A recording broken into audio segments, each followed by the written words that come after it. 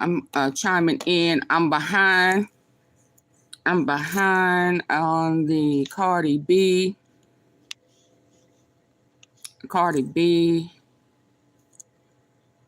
assault trial. So I'm going to come starting at 1, and I'm going to try to catch up later today on the part 2. What about the cost of the treatment? Could you afford to pay she cut this girl $15,000, $20,000 to get plastic surgery to your face? No. Did Dr. Mulliken agree to treat you on a lien basis? He did.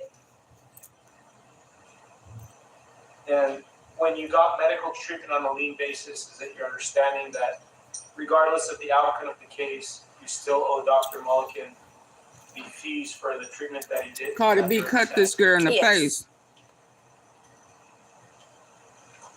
Did you also see a pain management doctor for one visit? I did. Cardi B assaulted this lady at a hotel. Did you also treat with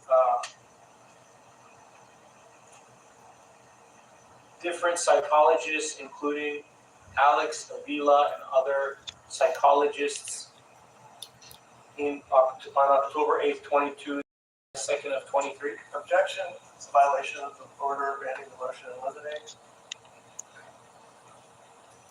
Overruled. I'm sorry, can you repeat the question?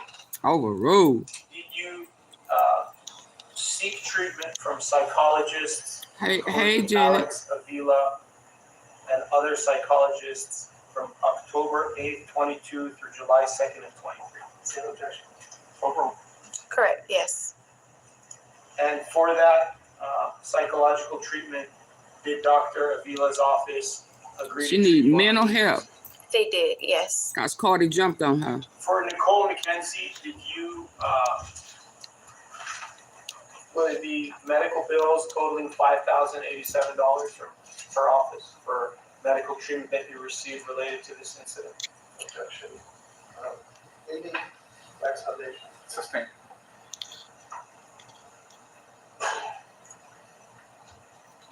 Is it your understanding that your total medical bills related to this incident are $36,000? You need to start with the foundation. You need to establish what she knows and how she knows it. Thank you. Did you receive medical bills at your home from these different medical providers? I'm not sure. Did some of the medical providers send you bills to your home?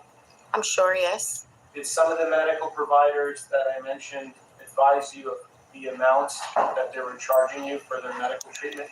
Yes. You got to keep your hands to yourself, everybody. Was the medical treatment that you received from these medical providers beneficial to you? It was. Cardi B, Do you got to keep your hands to yourself, boo. psychological issues related to this incident? Objection. Sustained. I do, yes. The objection was sustained, ma'am. Oh, I'm sorry, Your Honor. Judge says sustained and you don't answer. I apologize.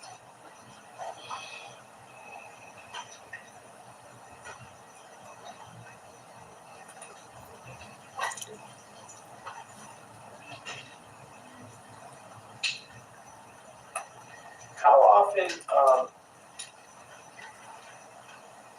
since this incident of February 24th of 2018, how often do you see your grandmother, Diane Schmidt? Objection relevance. Overruled. Once a month And where does she live? in Las Vegas. And she's here today to testify on your behalf. She is. Do you know how old your grandmother is? 79. Ooh, baby, she ain't like that other lady.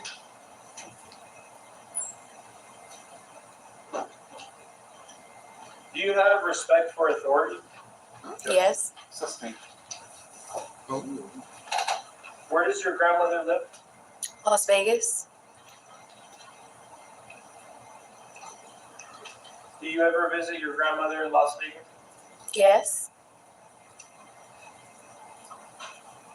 And for what reason did you visit Las Vegas to visit your grandmother? To check on her. She's a senior.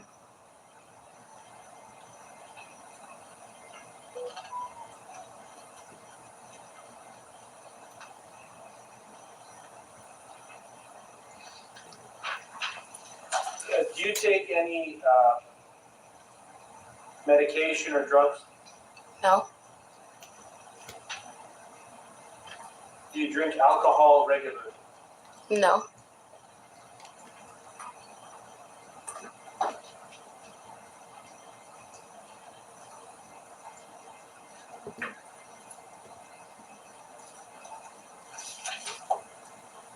Can you tell us a little bit about what your expectations are when you worked security at that building on February 24th of 2018?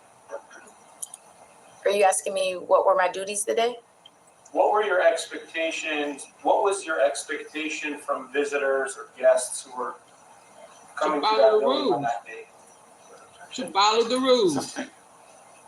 I'll When you tell worked you. security on February 24th of 2018, did the owner hire you to do security for them? Yes. And why did they hire you? Objection, cause for speculation, lacks foundation. Assisting.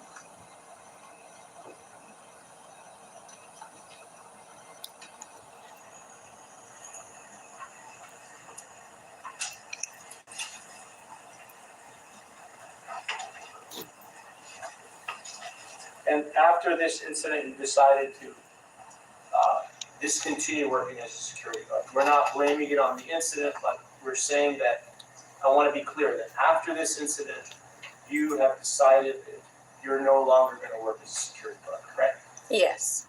And before the incident happened, did you have that intention, or did that intention come about after the incident occurred? Objection, compound. Overruled. It came after the incident. I had plans of promoting, moving up, definitely staying at that job.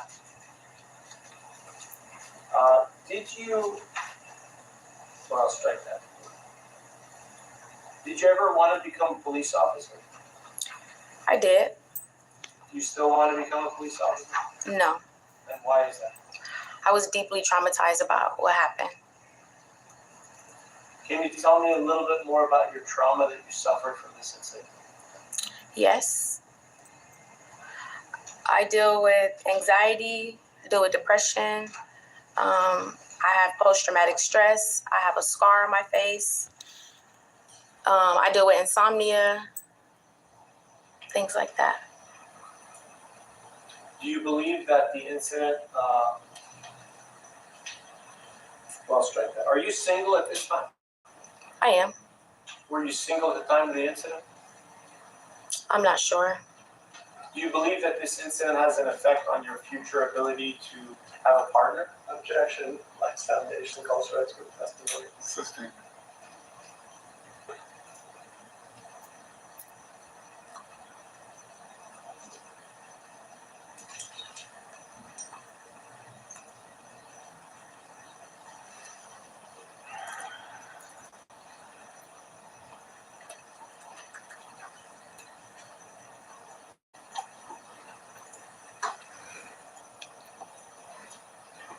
Do you expect Cardi B to pay for your medical bills? Objection, irrelevant. Assisting.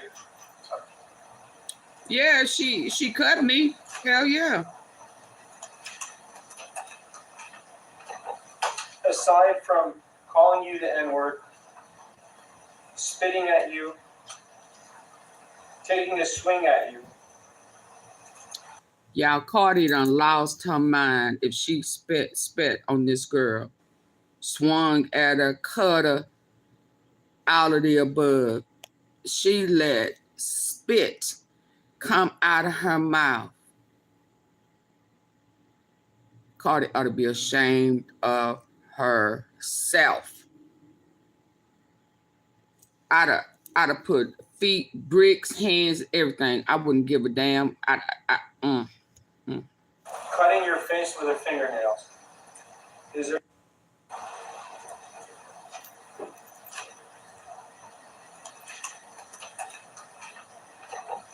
aside from calling you the N-word, spitting at you, taking a swing at you, cutting your face with her fingernails, is there anything else that she did on February 24, 2018 to you?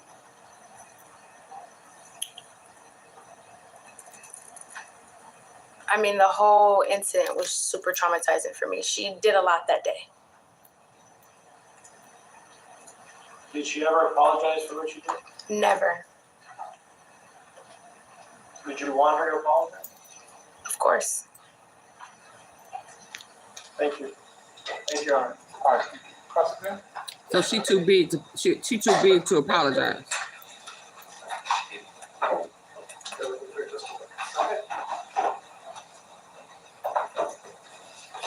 And so Jay, I'll use the podium.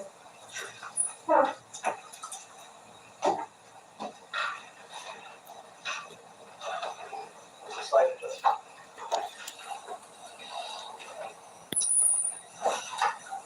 Good afternoon, Ms. Ellis. Good afternoon. Your lawyer showed you photos of the building that you were working on at as a security guard in February 2018. Oh, she don't got the knives on her fingers I today? don't know the name. Was it Beverly Hills Medical Center? It could have been, yes. It was a medical facility, right? Yes. And the incident that you think happened that day happened at approximately 1:30 p.m.? Approximately, yes. And you knew at the time, when you saw Cardi B, that she was going to a medical appointment, correct? I didn't know where she was going, but she was at the building. And you understood that she was going to a medical appointment, right? She was going to an appointment, yes. And it was a medical building, right? Yes. Your deposition was taken and you said that you testified under oath in your deposition. Let me ask, do you remember your deposition was taken in this action? Yes. Do you remember taking an oath at the deposition to tell the truth? Yes. And that under the same penalties of perjury that apply in this courtroom, for example, correct? Yes. And you testified that you understood when you saw Cardi B that she was going to a medical appointment, right? Yes. Now, after this incident, you talked to your supervisor at Allied, right? Yes. And she told you to submit a Hey, Reese. incident report, correct? Yes. And you emailed the Kevin. incident report to your supervisor 2 days later, right? I don't know about 2 days, but I sent it to her, yes. And it was by email. I'm not sure how she received it. Your Honor, if we may, I'd like to show the witness the incident report that she did not produce in discovery. If you want to use it to refresh your recollection, Yeah. I would object to that based on authenticity. It's not her document. This was not being admitted, he's refreshing your recollection. Over. how long ago was this? The next copy, please.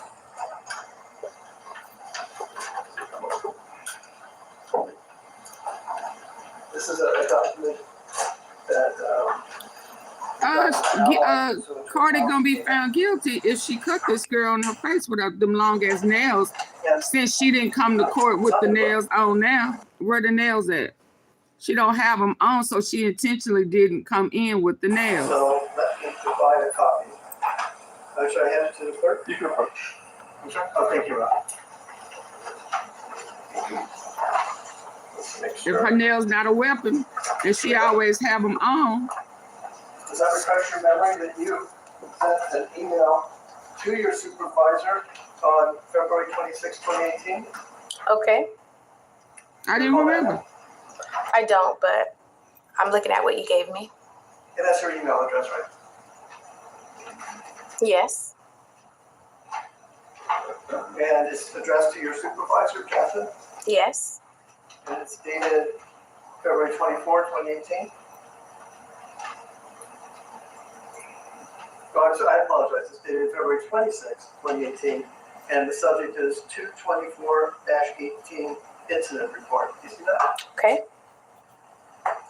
I see it, yes. She said, okay. Now, before we talk more about that incident report, do you remember receiving in this case discovery requests that you had to verify under oath when people asked you questions and not? Give I'm me not some sure. hearts on the side of your phone or your computer. Tap them hearts for me Let's see if we can. and the like button. With.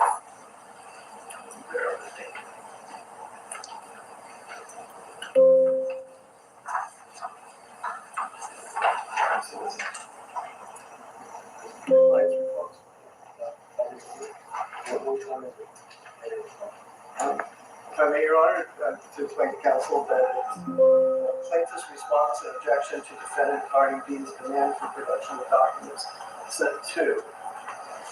And, yeah, Coach? Sure. Thank you. If you look to the last 2 pages, is that a verification by you, signed by you, under oath, that the statements in the response are true and correct? I'm sorry, what are you asking me? Is that your signature on the last page? Yes. And you verified that, you signed stating that on penalty of perjury, the statements in the document are true, correct? Yes. And in that document, you stated under oath that you have no emails relating to this incident, right? I'm not sure. Well, please look at it. You can please look at pages 5 and 6. The plaintiff has no emails related to this lawsuit. Are you asking me about this email on the paper? I'm asking you about the response. You made a discovery in this case stating that under oath you have no emails that relate to this incident. Well, that's correct. I don't have access to this email anymore. Okay. So you're done. Okay. Let's go back. Actually, we have one other. Y'all see that big red heart on y'all device? Double tap that a few times. Show some love and hit the like button. Special interrogatories, which rather than asking for documents, ask for information. May I approach? Go ahead. What is the date of the document? It was served on January 3rd, 2024, and the verification is dated January 30, 2024. Ma'am? Thank you.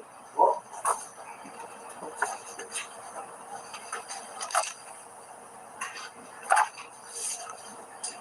and that's your signature at the last page, verified under oath that the statements in the document are true and correct? It's my signature, yes. Okay. And you understood that you were verifying under oath that the statements in that document were correct? Yes. And in that document as well, you said you had no emails related to this lawsuit, right? I'm not sure if I said that in this document, but Could you please look at pages 4 to 5? In fact, you say it 5 times. With many surgeons in bold.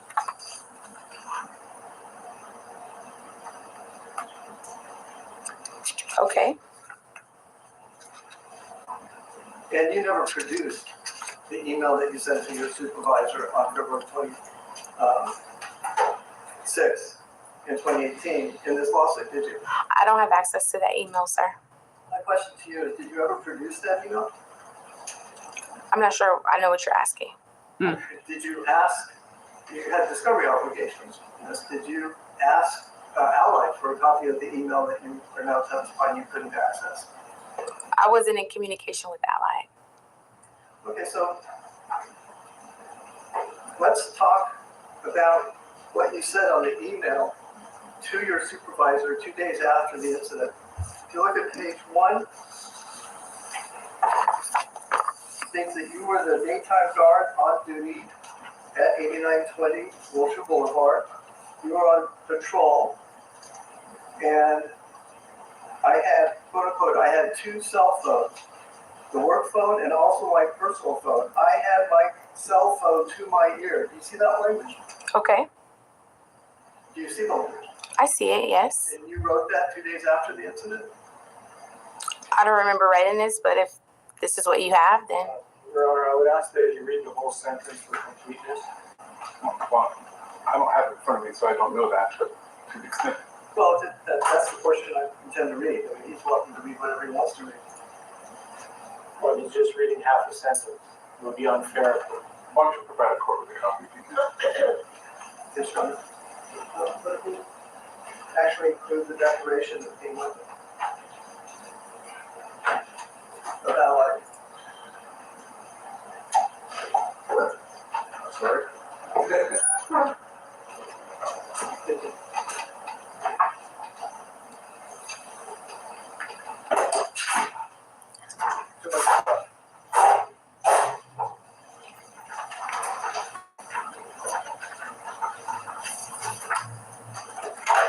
the first paragraph.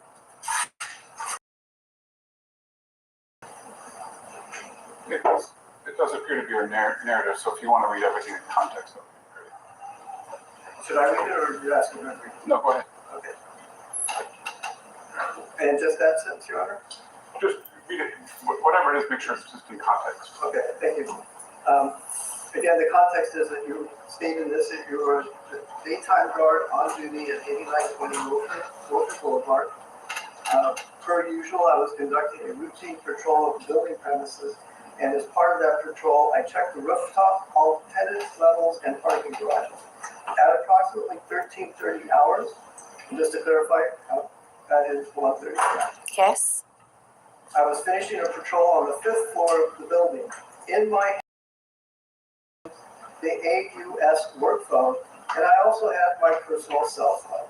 I held my cell phone to my ear, checking my voicemail because my mother is recovering from cancer and is in chemotherapy, so sometimes I don't get to her calls and have to check the voicemail. Remember that? I'm reading it with you, yes. And are you telling me you have no recollection of this 2-page email detailing the event that you sued over? I remember writing an incident report and sending it over. Well, do you recall also that you produced in this case your T-Mobile cell phone records, correct? Yes. And if I could, I believe that's something you can display because it is an exhibit. Can you share, Your Honor, may I ask if they can share the exhibit number, please? So why don't we, just to move things along, why don't we take our afternoon break now? Ladies and gentlemen, we're going to take an afternoon break. Since we have a couple things to discuss and I need to give the court reporter some time off, why don't we resume back at 3:15? In the meantime, please do not discuss the case with anyone, including other jurors. Don't form any opinions or do any research about the case. We will see you at 3:15.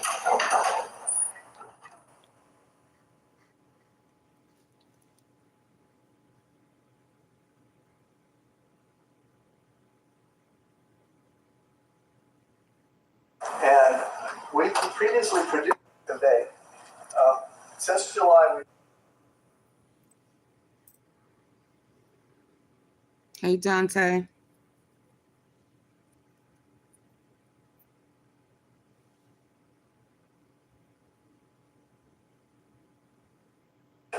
that shows me in August repeatedly asking. Okay, let's fast forward.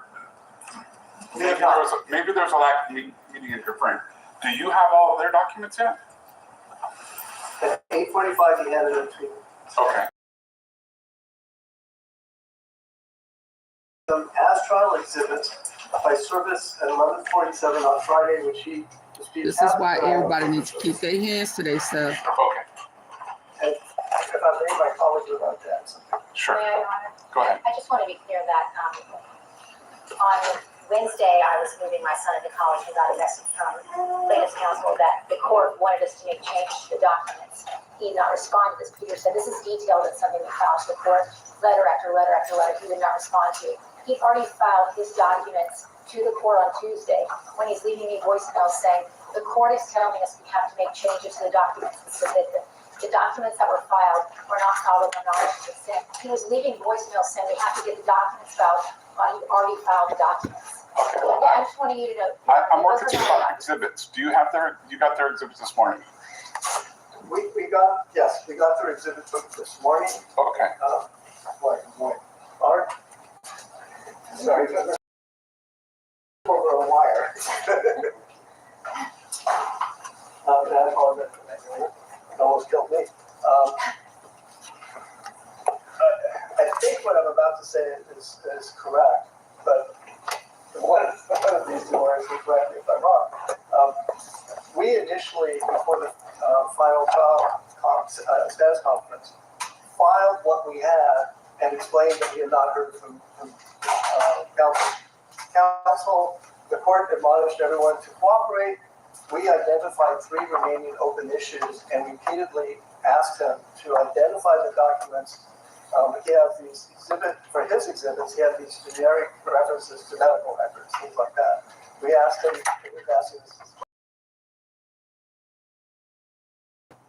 give us the documents so we know what we're stipulating to.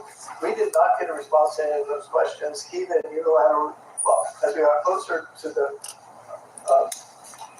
he unilaterally last week filed documents, filed these trial documents, which we understood he was saying us to review, pursuant to what Ms. Moore just said, and found out only on Saturday they had actually filed them. Yesterday, we, to at least show our side of it, because he doesn't include everything that we put in, filed our own unjoined exhibit and jury instructions and everything. So it is extremely confusing, and I understand that, but there is no agreed upon joint exhibit list. There is no agreed upon joint witness list. Our witness list, for example, includes I Tierra wonder who Malcolm, she keep looking for. things like that. Okay. Do you have all their exhibits now? Yes, Your Honor. I'm not clear what he's talking about. Lord, why she keep looking back? Supposed to bring them 5 books today. I brought 5 exhibit books today. I gave him one, and I distributed it to the court.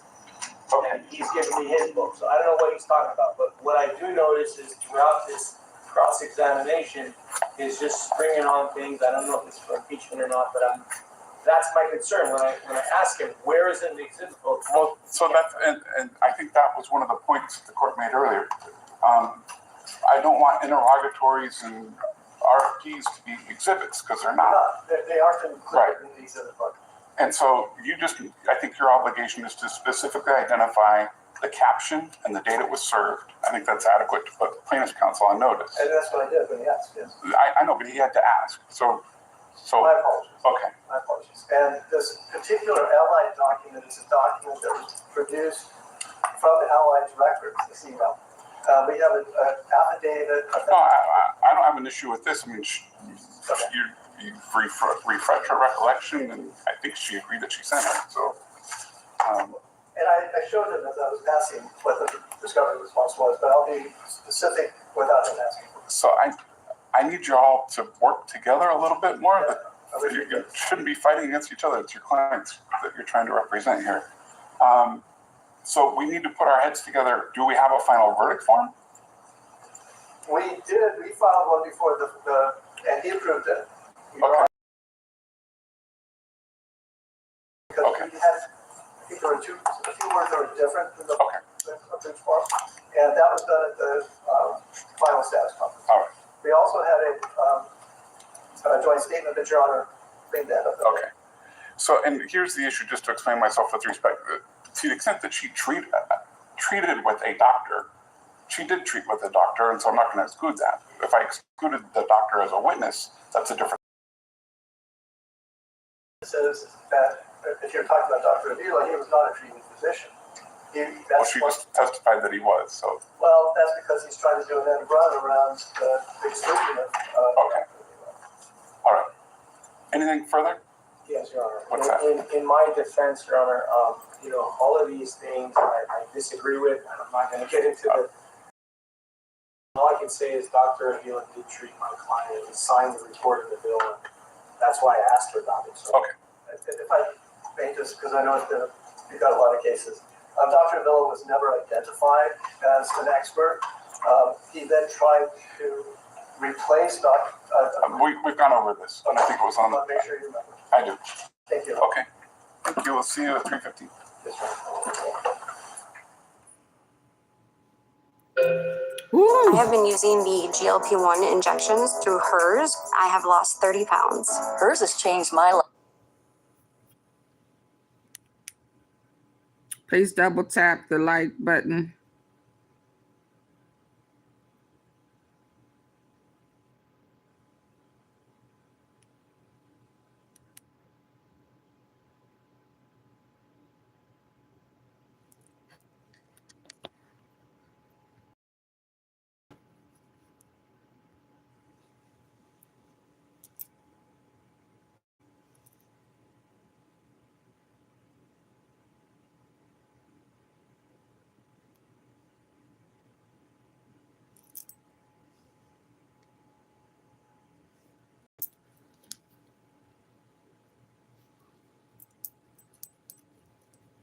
Emani Ellis.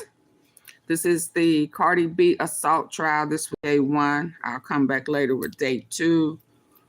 Yeah, Cardi jumped this young lady. Hi, Wendy. We're watching it together. Wendy.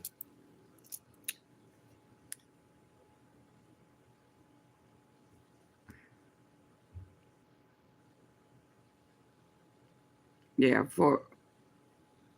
why is there no volume? Yeah, for me to walk it through, I would need for you to send a super chat, super sticker, or a cash app to support the platform. If not, we're just going to watch it. Where is the volume?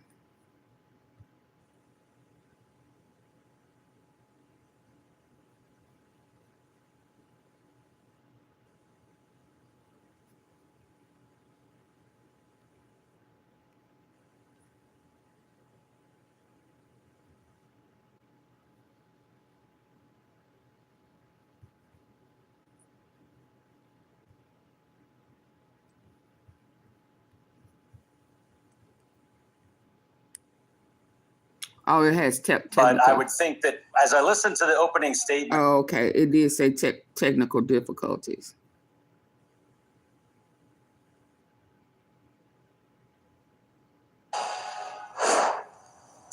All right, folks, before we head back to court, let's bring in family and trial attorney Scott Freeman, who joins us this hour. Scott, thank you so much for joining me tonight.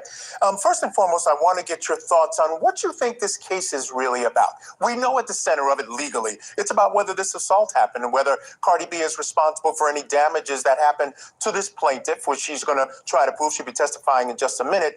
But there's also all these other issues. You have a fan, you have someone in uniform who's a security guard acting like a fan. You have a celebrity looking for privacy under these particular circumstances and finding themselves in a situation where that privacy is being taken away under circumstances they find very important. Again, a pregnancy appointment. So what do you think this case is really about? A pregnancy appointment. Yeah, Michael, thank you for having me. I think that this case is about trying to have the plaintiff find some fame and perhaps get a payout for this. Other celebrity trials, like the Gwyneth Paltrow trial, for example, and others, where I just don't see the evidence here. And so I see someone searching for some ability to have attention for themselves and to try to get paid. And, there might be evidence that I'm unaware of, and I know the trial is just starting, so I'm trying to keep an open mind. But I would think that as I listened to the opening statements, I felt that the plaintiff's opening statement was a little bit disjointed, not super smooth.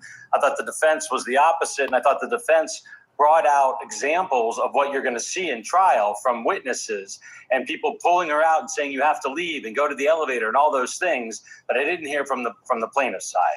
So, from my perspective, we'll see what the evidence shows, but I can't help but feel that this trial is really about someone's opportunity to have their celebrity, so to speak, being the plaintiff, sort of be recognized on court TV and other places, not to mention getting some payment. And, the whole timeline, Michael, of these injuries and those things, I'll be interested again to hear that. Yeah, I would agree. The timelines are an issue. And the fact she never filed any criminal charges, which you would think someone who's going to take this route would have done. So I don't know if that's going to work against her or for her. And I think as far as her case goes, it's about the injuries. And that's basically what the defense attorney said. Look, I'm going to bring in a specialist, a guy, a plastic surgeon, who's going to tell you what his opinion is to where the injuries came from and what he had to do to fix it. So I think that's really where their case lies, right? You can show that those injuries were caused, or at least were likely to be caused by Cardi. So I think that's where it lies. All right, stand by. I want to get folks back into court now. The plaintiff, Emani Ellis, has taken the stand. On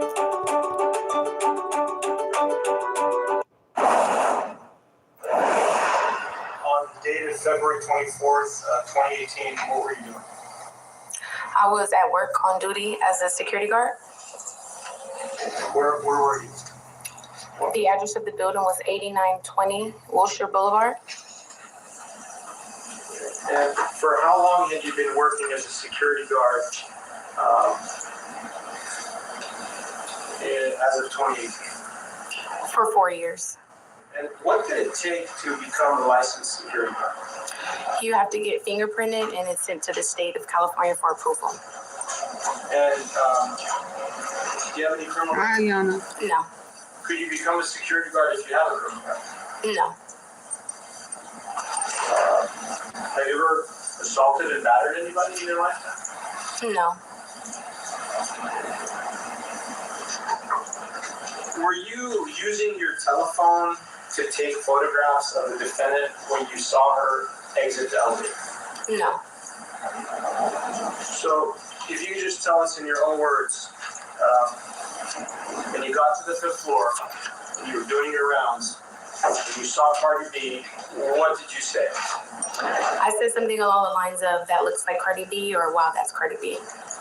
Were you talking to anybody at that time? No. For sure. Yes. Were you entering the elevator? I was, yes. Did you actually go inside the elevator? I did, yes. And did Cardi B exit the elevator? She did, yes. Okay, and then what happened? After she heard me say her name, she turned back around, and the first thing out of her mouth was, excuse my language, was, why the f*** are you telling people that you seen me? At this time, I tried to calm her down and assure her that I didn't tell anyone that I seen her, and she was extremely upset. And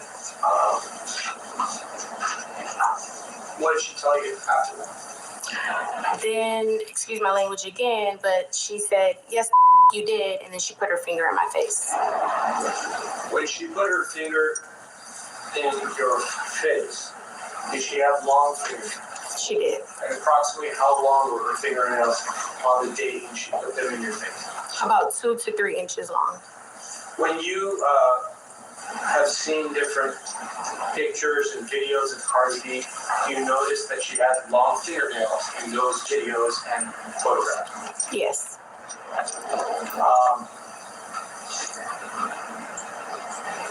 When you saw her today, did you notice that her fingernails were very Girl, short? did you fight her back? Does she usually wear them that short? Objection.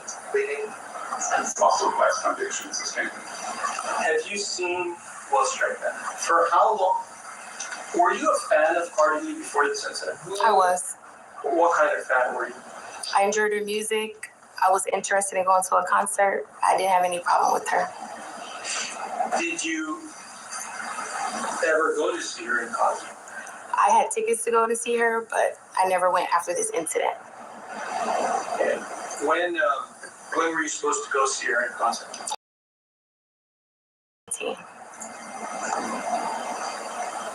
And you're very close with your grandmother, Diane Schmidt, is that correct? Correct. How old is your grandmother? She's 79. Does she have information about this incident, objection? Explanation.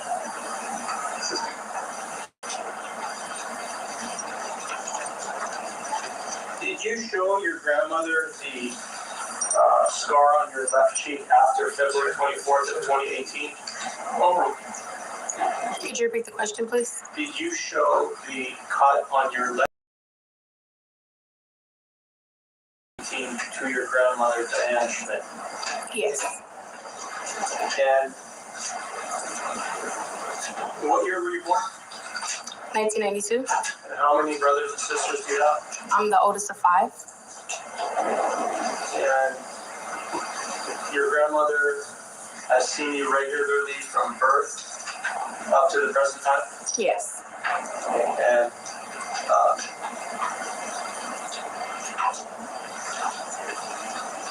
what about your mother? Did you live with your mother up until a certain point? Until the age 19.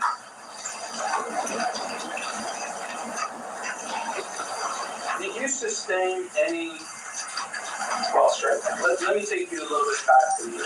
So, when you were at the building and Cardi B exited the elevator on February 24th, 2018, what were the words that she used that were so hurtful? She used a lot of words, and again, excuse my language, but she was like, bitch, that's why I'm gonna beat your I'm gonna get you fired. That's why you do security. That's why you do security. She was sticking her tongue out. She was flailing her arms up and down. She was jumping down, body shaming me. I mean, racial slurs, just a lot. And did she spit on you? She did. Did her spit actually land on your body? It did. Why did you exit the elevator to speak with her after she said what she said? I wanted to clarify the misunderstanding. Did you also want her to leave because she was causing a disturbance? At that time, she was causing a disturbance. She was yelling and screaming, and I did want her to leave. And as a security guard, were you working there as an extension of the owner to be able to make that kind of call, whether somebody should be told to leave because they're causing a disturbance? Objection, Lady Life Foundation, also legal for assisting.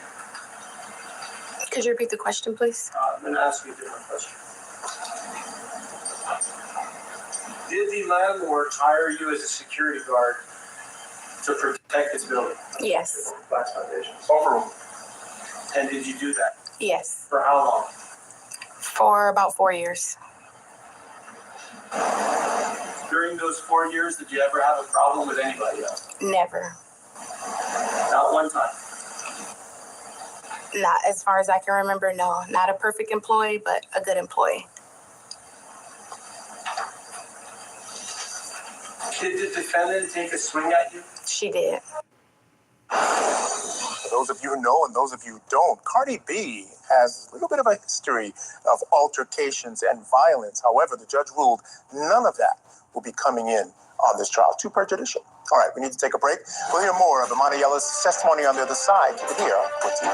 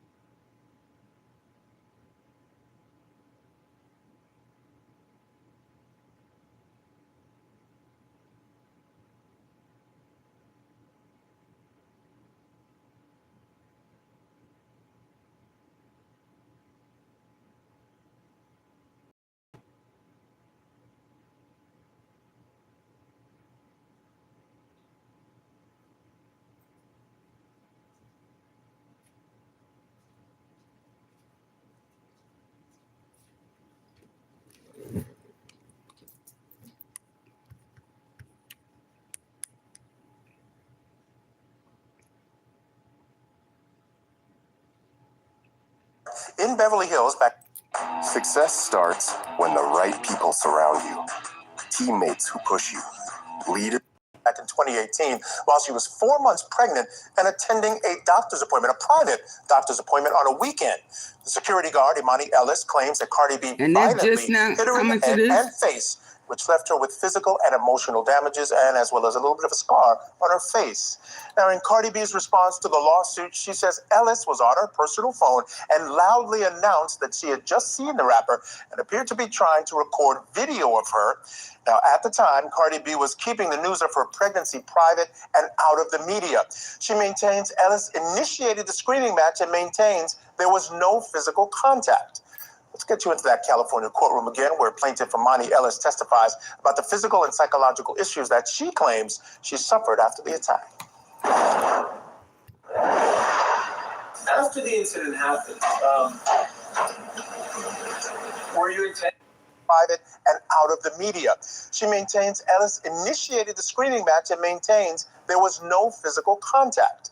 Let's get you into that California courtroom again, where Plaintiff Emani Ellis testifies about the physical and psychological issues that she claims she suffered after the attack.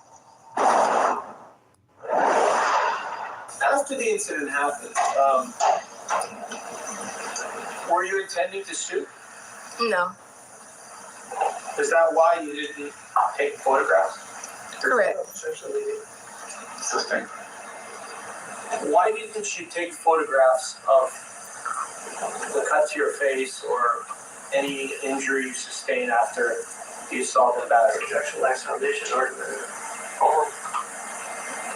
Can you repeat the question? I'm sorry. Why did you not take photographs of the scar after the incident? I was upset. I was a lot going on. I'm not sure. Okay. Oh, and you were no, not you were intending supposed to to take a sue, is that picture. correct? No. Were you intending to sue Cardi B at that moment when the incident occurred? No, I was not. In addition to being a security guard, did you have interest in criminal justice? Yes. What were the classes that you took or were going to take? I got my bachelor's degree in criminal justice administration. And after this incident, did you continue in that path? I chose a different career field. What is your current career at this time? I work in social services. What do you do? Who do you work with? I work with low-income families to Hey, Eric. access resources. Did Miss Cardi B, after this incident, post different things about you to her fans? She did. In how many different instances? Probably about 2.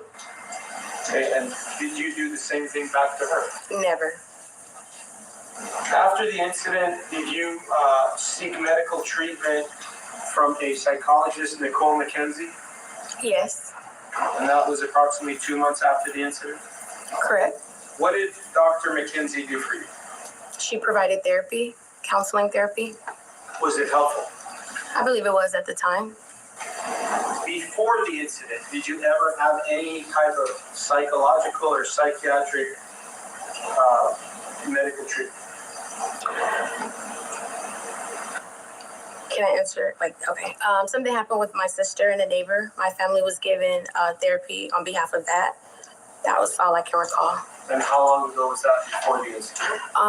Over 10, 15 years ago, before the incident. So approximately what year was that? I'm not sure. And was there a gap between the completion of that treatment and this incident?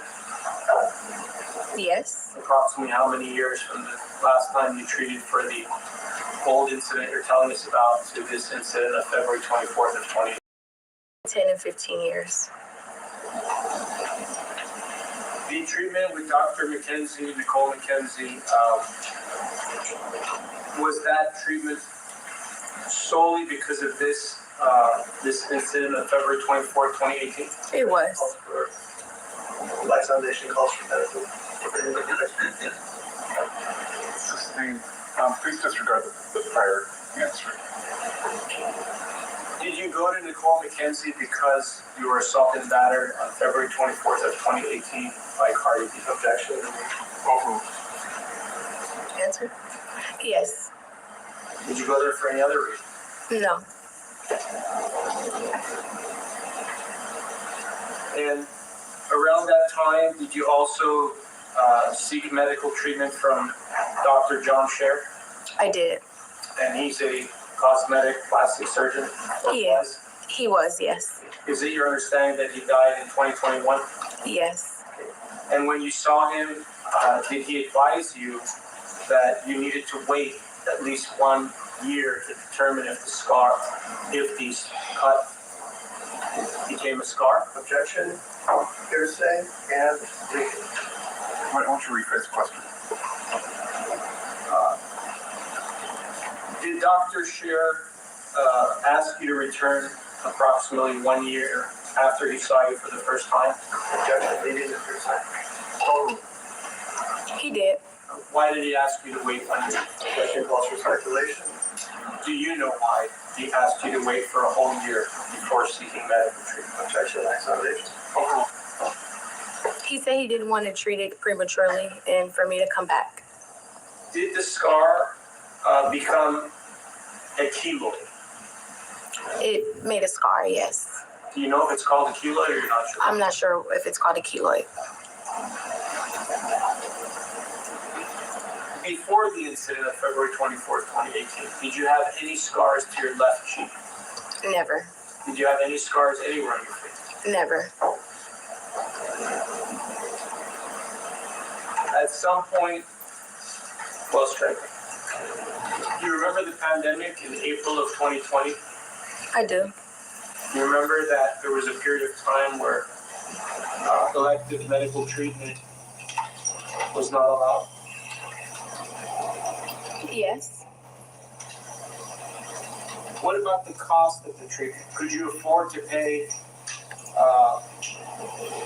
$15,000, $20,000 to get plastic surgery to your face? No.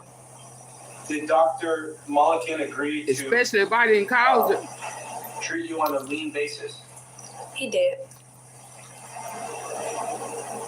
And when you got medical treatment on a lien basis, is it your understanding that regardless of the outcome of the case, you still owe Dr. Mulliken the fees for the treatment that he did? Is that your understanding? Yes.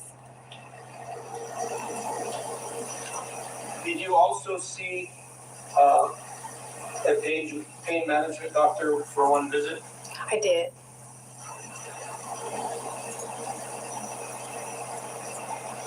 Did you also treat with different psychologists, including Alex Avila and other psychologists on October 8th, 22 through July 2nd of 23? Objection, it's a violation of the order granting the motion in limine. I'm sorry, can you repeat the question? Did you seek treatment from psychologists, including Alex Avila and other psychologists from October 8th, 22 through July 2nd of 23? Same objection. And for that psychological treatment, did Dr. Avila's office agree to treat you on a lien basis? They did, yes. For Nicole McKenzie, did you, were the medical bills totaling $5,087 from her office for medical treatment that you received related to Lady, Black Foundation. Sustain.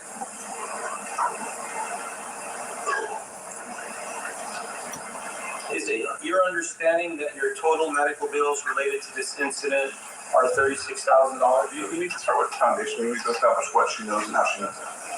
And did you receive medical bills at your home from these different medical providers? I'm not sure. Did some of the medical Are providers they repeating the send same bills to your stuff, home? y'all? I'm sure, yes.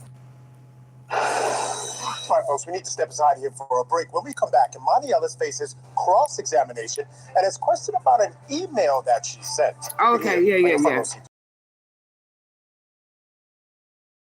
The We're same here to stuff. make creating your dream engagement ring fun without any of the pressure. We don't work on Just responses to defending parties. Hold on. Let's move it up. If they are repeating. Special interrogatory. Bear with me, y'all. Can y'all please hit the like button as we bring it to day 2?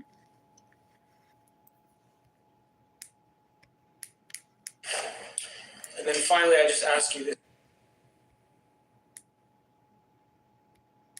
You testified.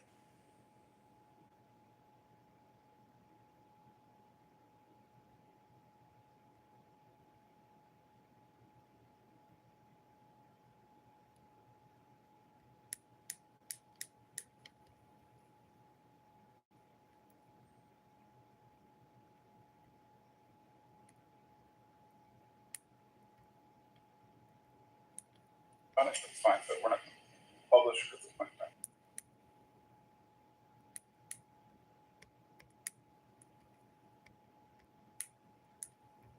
Recorded what the plaintiff told you. Correct. Okay.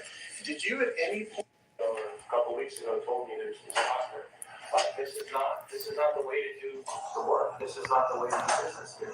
You have to disclose to the doctor. It's her treating doctor. It's as if plaintiff would not disclose her treating doctor. It's the equivalent of that. And isn't it fair to say that the receptionist was identified in prior witnesses? Never identified. It just says random.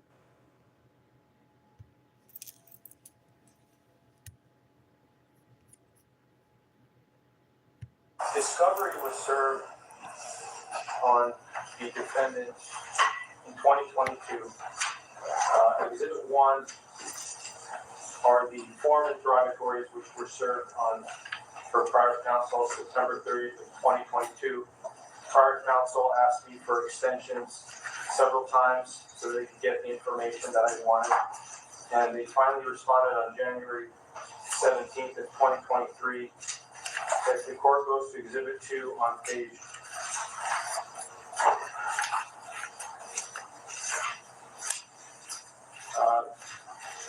21 of the responses, it says there's responding party incorporates by reference preliminary statement and general objection set forth above, subject to and without waiving the foregoing objections. Responding party responds as follows.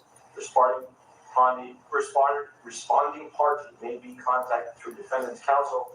Emani Ellis may be contacted through plaintiff's counsel.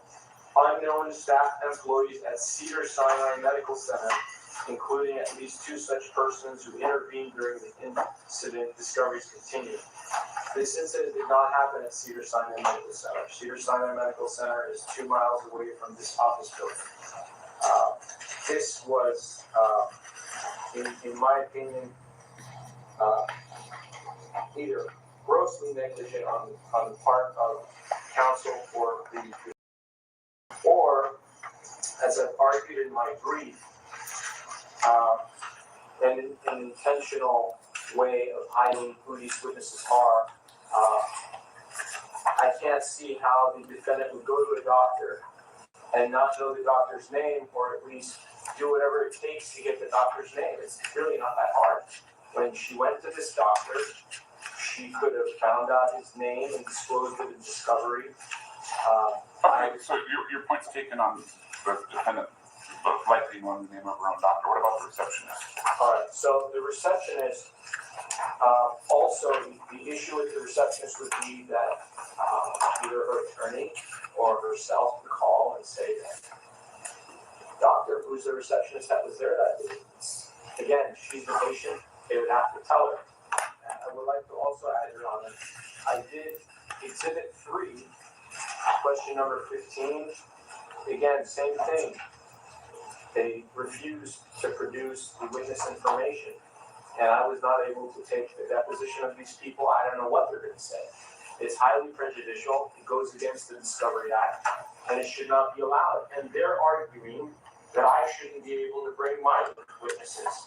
They're making the same argument that I'm making. So it would only seem fair that if the court's going to exclude mine. So there's a hearsay statement in the defendant's brief, and I'm acknowledging that it's hearsay, but they contend that the witnesses both testify or both said that they had been contacted by you, and you're saying that that's not true. So yeah, that's not true. I never contacted them. Not in 28. I never went to the building, even though it's across the street from my office. I did not go there until a few days ago to take 22 pictures. I took it on a Friday night, maybe around 6 or 7 p.m. Went back one more time to take a couple more pictures. But I never. The client testified she took the pictures. No, I took the pictures with her together. We were together. Okay. I did not go back. I did not know about the doctor. I did take a picture of the doctor's sign after they, a month ago or a couple weeks ago, told me there's this doctor. But this is not the way to do the work. This is not the way to do the business here. You have to disclose who the doctor is. It's her treating doctor. It's as if plaintiff would not disclose her treating doctor. It's the equivalent of that. And then isn't it fair to say that the receptionist was identified in prior witnesses? Never identified. It just says random person. There's not even a name there. So I would say this, Your Honor. I don't know what the doctor outside. Okay, well, fine. So I don't get it closing, not a big deal. But this random person that they're bringing up that was never even named, you don't have an actual substance name. The only time I learned about this person's name was yesterday, when in that defendant's memorandum, they brought up this person, Tiara Malcolms, not even on the witness list. I didn't even know who she is. So, in the middle of the trial, When I know not able to depose this person and do nothing with her, they're just going to randomly throw out this person. Well, let's bring this person to trial. It's not fair, Your Honor. All right, clear from the defense. Yes, Your Honor. Thank you. First of all, regarding Cedars-Sinai, Dr. Finke was associated and affiliated with Cedars-Sinai. The building is Medical Center of Beverly Hills, and that's the reason for the reference to Cedars-Sinai. Second, I'm going to start with the prejudice argument, which is that they didn't know who these people were. Actually, plaintiff testified yesterday, a few weeks of this February 2018 incident. She called. I know I'm not supposed to use my mouth open. Okay. One of the most popular products that Rebel Cheese has is tomato fromage. And this knew Dr. Finke, who came out, and they didn't identify them. They knew them and they didn't identify them. So to say that, well, he's been prejudiced because he didn't take their depositions, she's known since 2018 who the doctor was and who Tiara was. You said there was testimony yesterday or in her deposition? Yesterday. Okay. Yesterday, I specifically asked her, did you contact Tiara Malcolm? And she said yes. I disagree with that.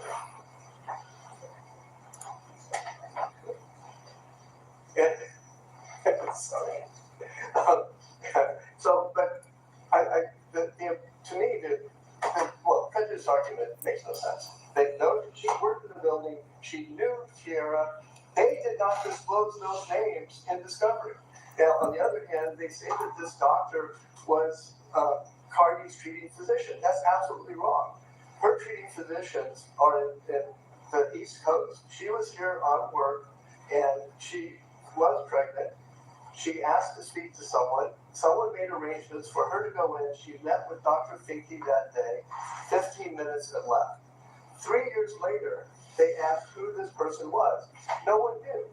We asked who it was.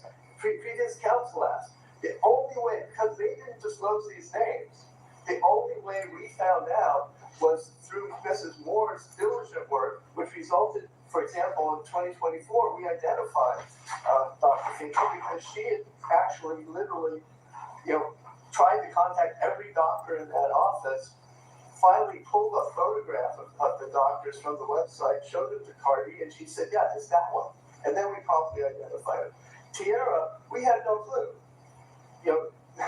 Cardi had gone to that office that day. She didn't go around and memorize the names of the receptionist or anyone else. The only one who knew Tiara's name until July 28th of this year is Plaintiff, who contacted her and worked in the same building. So, I mean, this idea that we should have, or prior counsel should have identified them, the problem is based on the assumption that Dr. Finke is Cardi, and that's exactly what they say. Dr. Finke was her treating physician. That's absolutely false. She was traveling. She went in to see him. She saw him one day, and that was the end of it. And then 3 years later, someone asked, well, what was his name? And she said, I don't know his name. Now, I'm sorry, so Dr. Is it Finke? Finke, or Finke. That person was on the prior witness list? Yes, Yes. sir. I was served in 2024. By then, Ms. Moore had tracked him down.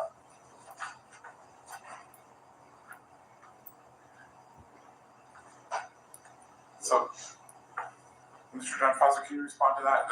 According to the Moore declaration, that they identified Dr. Finke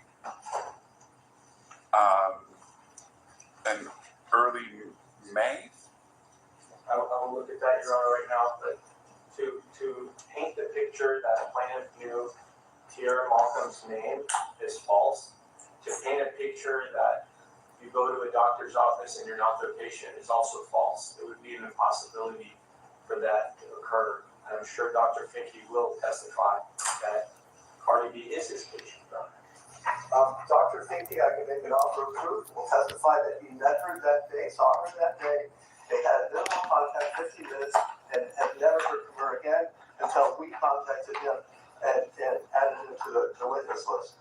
I also, with Dr. Finke, will testify that counsel went into his office multiple times, including by not only going through the reception area, but going through the back door asking everyone there, do you know anything about this incident? Do you know anything about this incident? Repeatedly tried to contact Dr. Finke over the last 4 or 5 years. That's where Dr. Finke will testify if he's called upon to do so.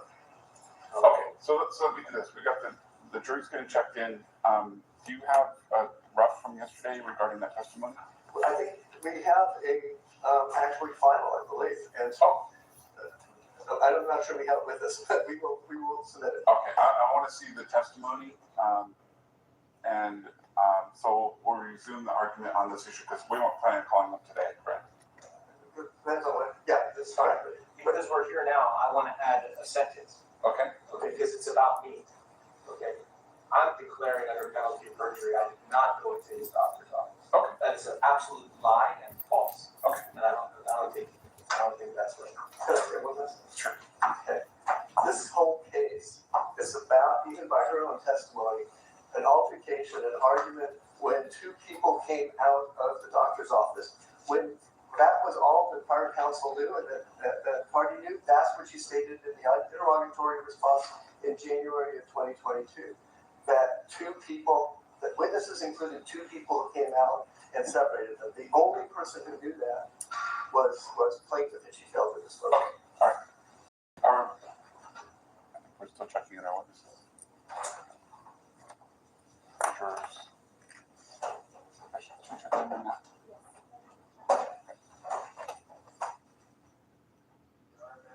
About the doctor that I'm going to call at 9:30. Sure.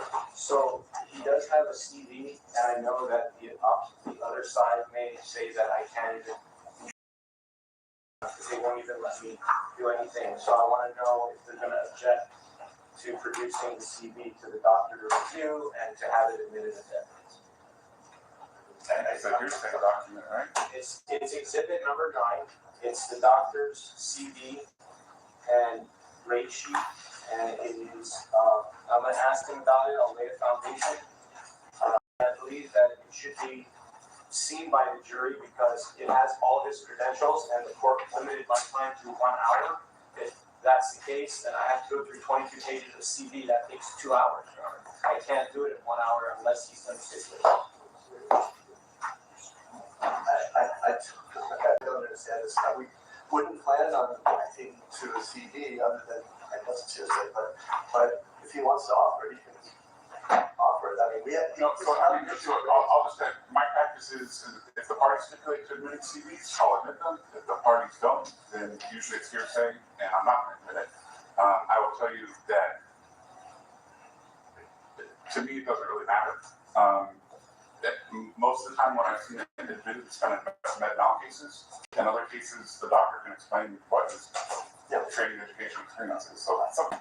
Your Honor, I will make this offer that both sides can have their doctors' CVs admitted into evidence. It'd be Rosenberg for them and Mulliken for them. I'm willing to do that, so we don't have to waste jury's time on this. I expect that we anticipate doing what Your Honor described, saying that what this could testify was what he did. If that makes counsel happy, then a reciprocal stipulation that CVs can be submitted. Okay, it's fine. Thank you, Your Honor. All right, are we ready? Yes, Your Honor. All right, you ready? All right, you want to bring in the jury?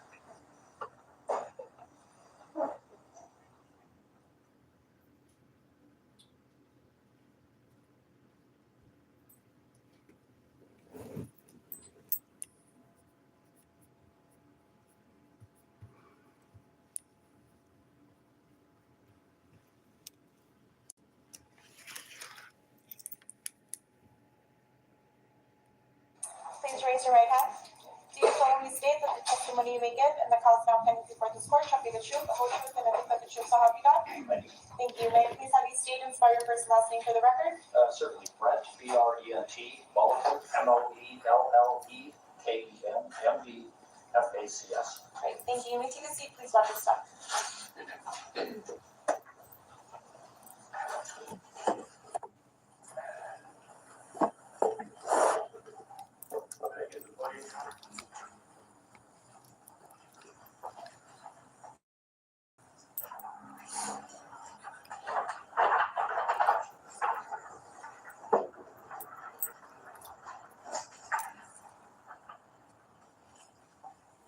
We have got to learn to keep our hands to ourselves.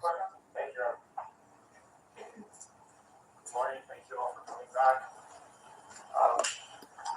Good morning, Dr. Mullen. Good morning.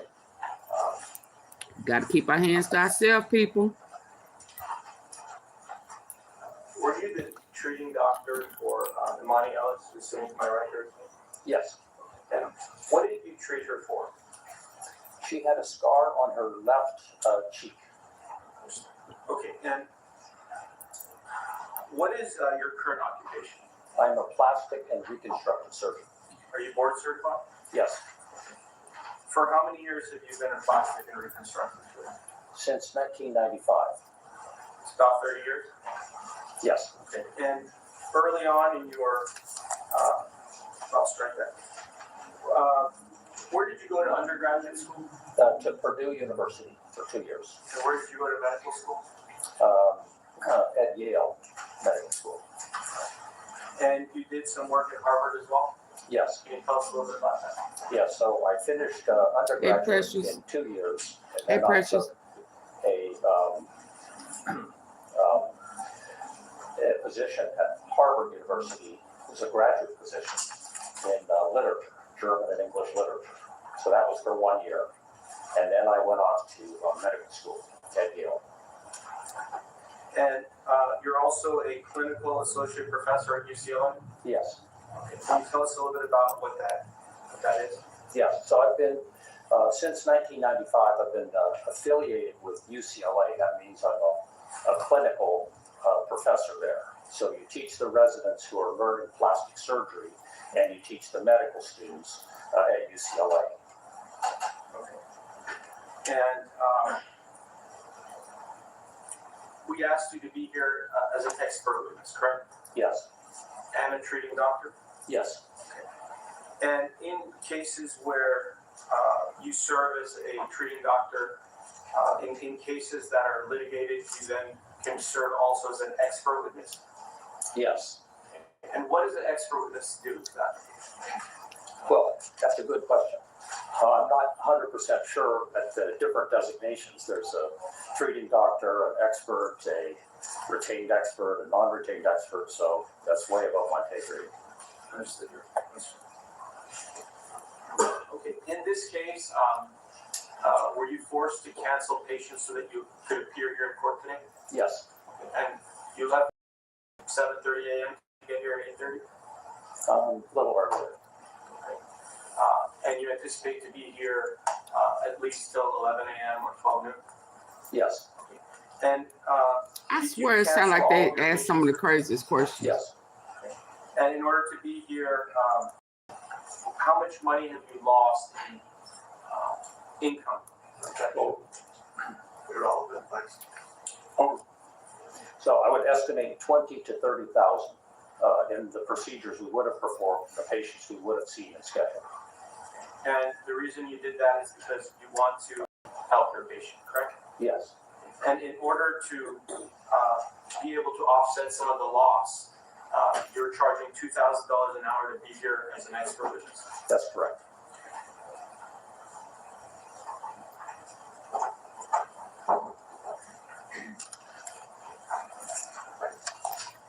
And when you serve as an expert witness, you tend to serve as an expert more for the plaintiff, more for the defense, or is there some percentage you tell us? It's roughly 50-50.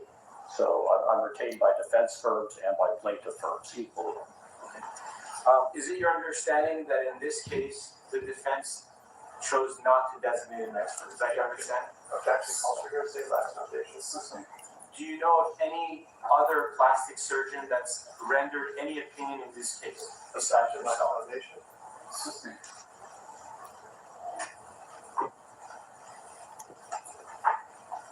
Have you seen any medical reports or any type of documentation from a different plastic surgeon No. related to this case? No. When you serve as an expert witness, isn't it true that usually there's an opposing expert on the other side who would then argue with your opinion? Objection, by foundation, irrelevant. Much move on that. Did you review 85 pages of medical records of Emani Ellis prior to testifying today. Yes. And if you were to look at your exhibit book that's in front of you, the one on your right, if you can go to exhibit 1-004.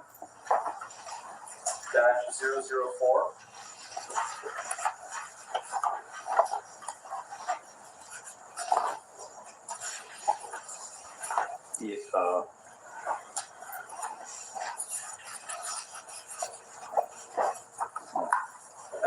At the bottom corner, it say exhibit 1-001, and then 2, 3, and 4. I think the exhibits are over here.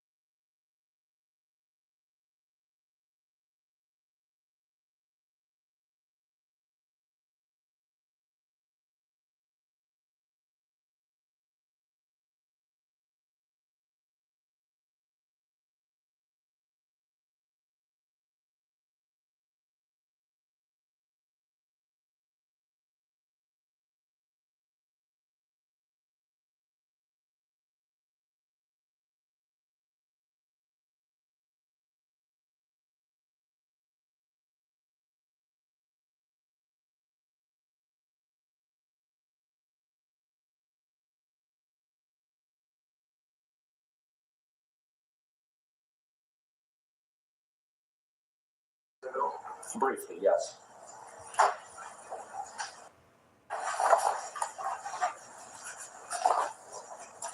I backed it up a little bit. I had to take a call.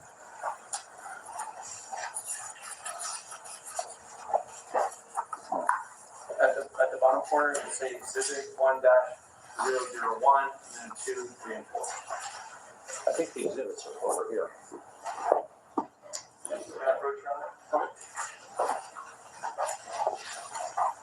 Yes. Yeah, so it's actually the same.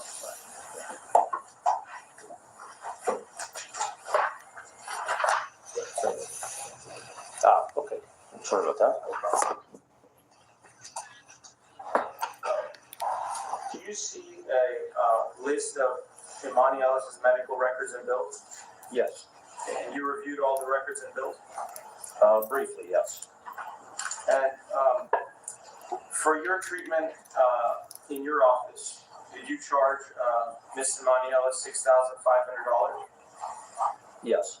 And then surgery center, $11,000? Yes. Why do you charge these amounts for the treatment that you gave for Emani Ellis? Well, her procedures were performed in an operating room. So we have the operating room staff and sterility, and it's done in a JCO, meaning Joint Commission, group surgery center.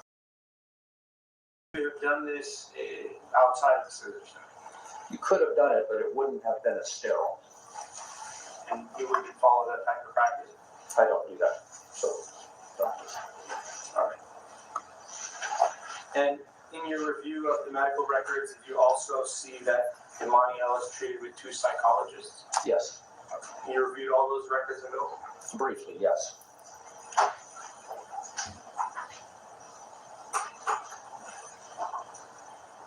If we can just go to Exhibit 9, which is your CV. I just wanted to go over your CV a little bit.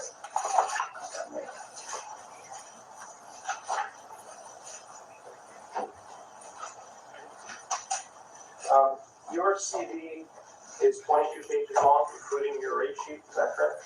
Yes. Your Honor, I would ask that Exhibit 9 be admitted as evidence. No objection, Your Honor. Go ahead.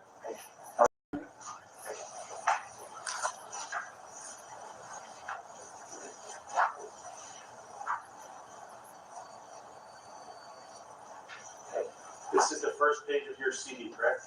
Yes, Okay, and this explains all of your, you have two different offices? I do. Why do you have two offices? Just one in Beverly Hills and one in Santa Barbara. So, Understood. Okay. And if you look through your CV, for example, on page 3, professional organizations, are there any that would be important for this case that you feel jury should know about? well, I became board certified in general surgery and trauma surgery before doing my training in plastic surgery. So I then became board certified in plastic and reconstructive surgery. And I've done 2 additional fellowships, one in aesthetic surgery and one in microsurgery. So that's 10 years of residency after 4 years of medical school. Okay. And on page 4, you have hospital affiliation. Can you tell us your affiliations with these 2 hospitals? Yes, so I'm currently an attending at UCLA Medical Center. And previously I was an attending at Cedars-Sinai Hospital, but I gave up those privileges and now I'm exclusively at UCLA.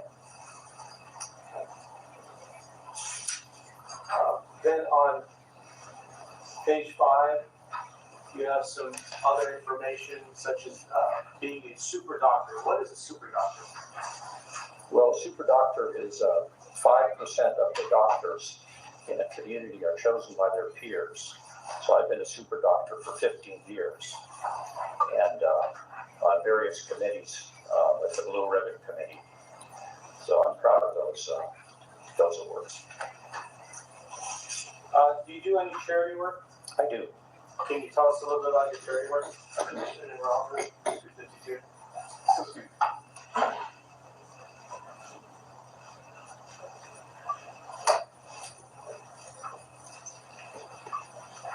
Is there anything else about your education that you would like to add?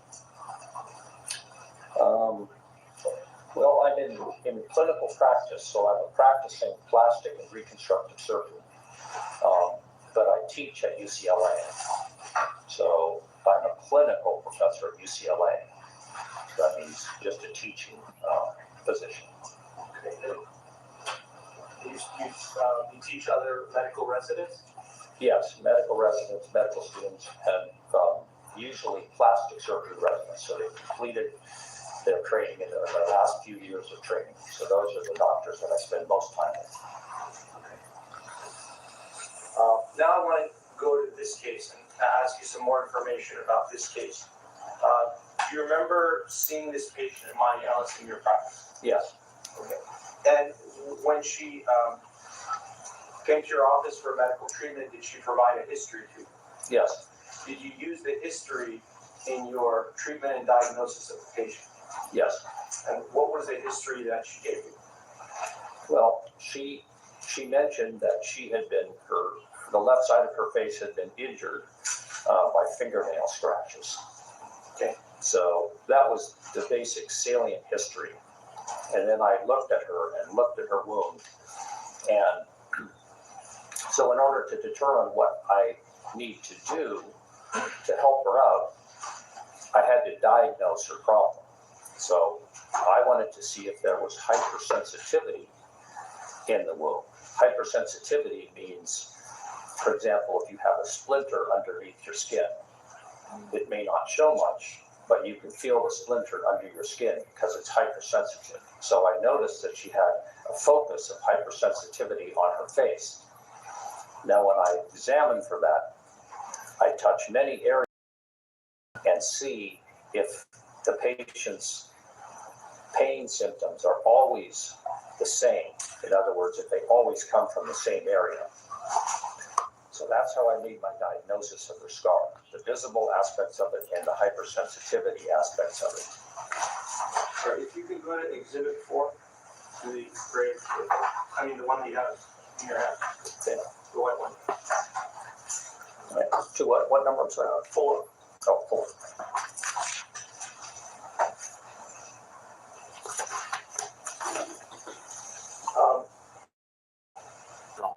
View.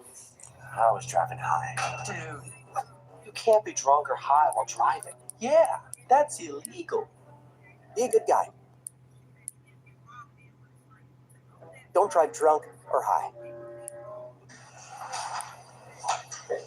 Are you aware, Miss Emani Ellis saw Dr. Scher before you? Objection. Hearsay. Is it important to you when treating a patient if they've seen any prior doctors? Objection. Development Max Foundation. No, it's very important if they've done treatment. If they've done treatment, then I need to know what treatment they did.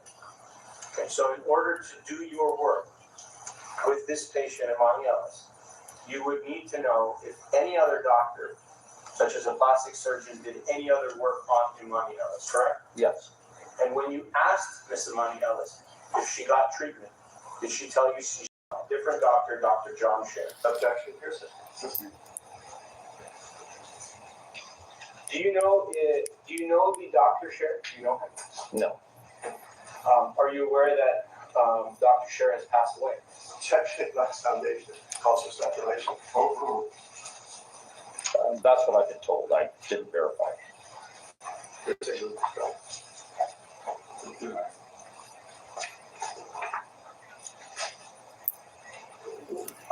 For a patient such as Emani Ellis, the kind of injury that she sustained, is it true that if Emani Ellis had came to you within a couple of months after the incident that you would advise Emani Ellis to wait 1 to 2 years to determine if this cut would become a scar? Is that the proper course? Okay. For a patient like Emani Ellis who sustained a cut, how long should she wait before getting plastic surgery? Why don't you establish that there are different treatments, what type of cut it was, how deep the cut was, whether it was likely the scar, what he knows about the scar, establish some foundation before you ask him opinions. Okay, yeah, thank you. Can you describe for us the scar that Emani Ellis had when she Michelle. was on November 4th of 2022 for the first time? Yes, she had vertically oriented, in other words, up and down scars. There were actually 2 of them, but one was more prominent. Hey, stop playing. And it was hyperpigmented, and it was hypersensitive. Okay. And isn't it true that it would take at least 1 year before the scar formed? Objection, Max Foundation, calls for speculation. No, scars can take a long time for them to form. Do you believe it was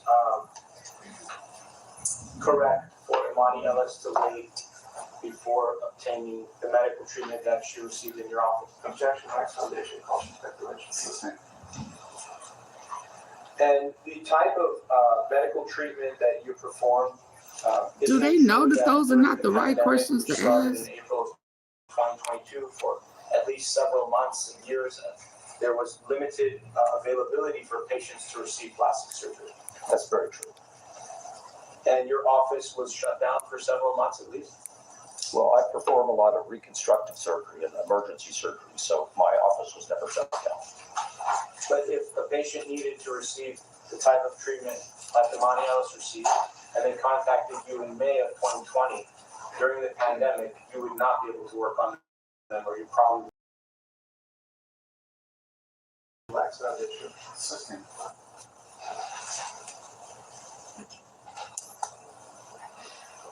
Isn't it true that a scar such as Emani Ellis's, when she came to 2022, the scar would basically never have gone away unless you performed some type of medical treatment, correct? Objection, leading, false speculation, lack of foundation. Can you tell us in your on 4 that such as Emani Ellis's, when she came to 2022, this were pigmented, and it was hypersensitive. Okay. And isn't it true that it would take at least 1 year before the scar formed? Objection, Max Foundation, false speculation. No, scars can form quickly. Sometimes it takes a long time for them to form. Do you believe it was correct for Emani Ellis to wait before obtaining the medical treatment that she received in Black Foundation called speculation? And the type of medical treatment that you performed, isn't it true that during the pandemic, which started in April of 2022 for at least several months and years, there was limited availability for patients to receive plastic surgery? That's very true. And your office was shut down several months at least? Well, I perform a lot of reconstructive surgery and emergency surgery, so my office was never shut down. But if a patient needed to receive the type of treatment like Emani Ellis received, and they contacted you in May of 2020 during the pandemic, you would not be able to work on them, or you probably would tell them to wait, correct? Compound, culture speculation, Black Foundation.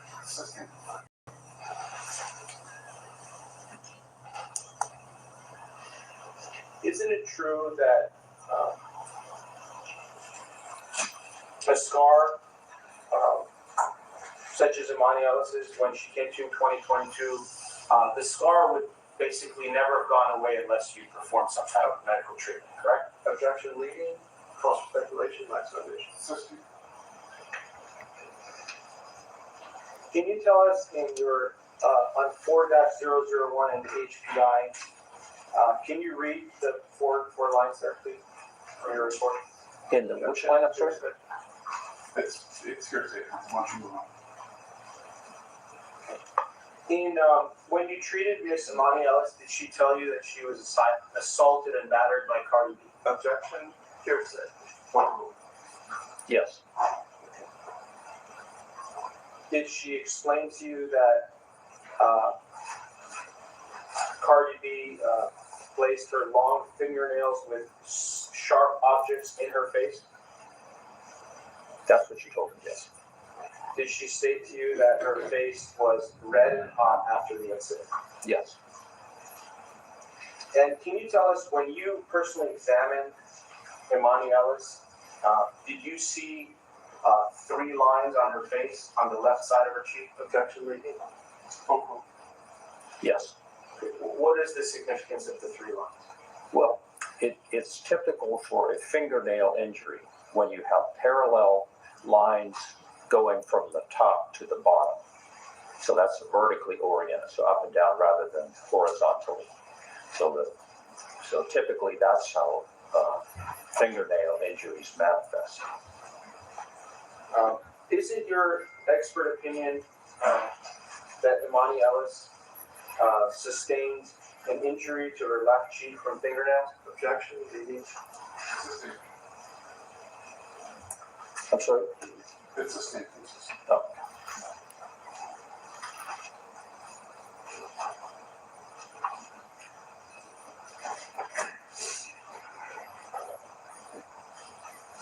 All right, can you tell us, please, how many times you saw Emani Ellis for medical treatment?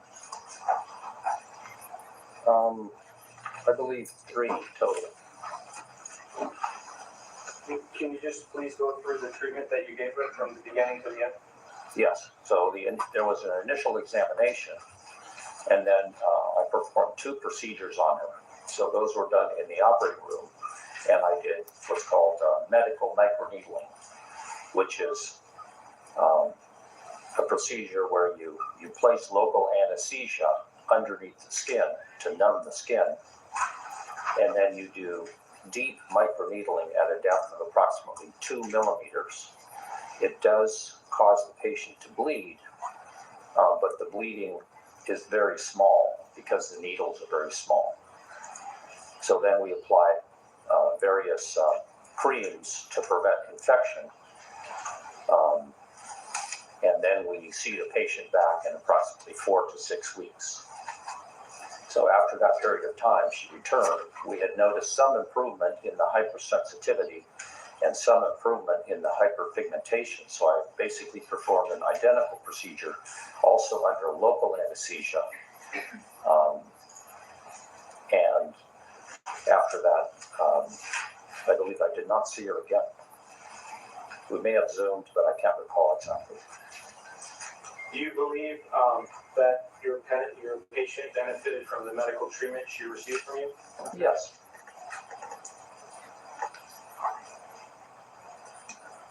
And you're familiar with the billing procedures and charges from your office and other medical providers, such as plastic surgeons and surgery centers and the like? Yes. Is it part of your practice to review the medical bills for your office and other types of medical providers? Well, it's a part of my, Objection, compound, and hearsay. Okay, that's to the one part.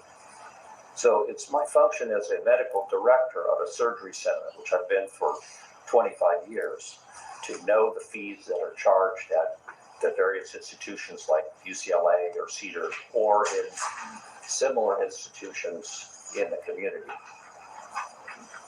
And when you examined Emani Ellis on November 4th of 2022, you performed an examination, you wrote a 4-page report, you reviewed medical records and medical bills, you spoke with the patient for how long approximately? Well, we maybe spent 45 minutes total with her, but that includes the assistant going in, asking the questions, and then she transcribes it to an iPad, and then I go in the room, I do the examination, I record the results of my examination, and then correct anything on the iPad that I want to add to. And to write the report of 4 pages, review all the medical records, review all the documents, see the patient, everything. That one day on November 4th of 22, you charged $1,500, is that correct? That's correct. And if you were to make that same examination, go through all those steps today, you would actually be charging $2,500, correct? You can. That's correct. The fee has gone up because of inflation and the cost of medical care. You can. Yeah, that's what it costs. You have to. All right. And the medical procedures that you did on February 20th of 23 and March 20th of 23, the 2 procedures, each one you charge $2,500, is that correct? That's correct. Okay. And the same procedures today, what would you charge? Well, it would be approximately $6,500. If you notice in my initial report, that's the amount I quoted, but for some reason it was billed at $2,500. So that was an error, but it is what it is. So then, in fact, the $2,500 charge should have been $6,500? Correct. Twice. That's what in the surgery center. And approximately how long does it take from the time the patient comes into the office, gets prepared for surgery, and is sent home for each of the 2 surgical procedures you did? Well, approximately 2 to 3 hours. And the surgery center has to be booked for a certain period of time? Yes.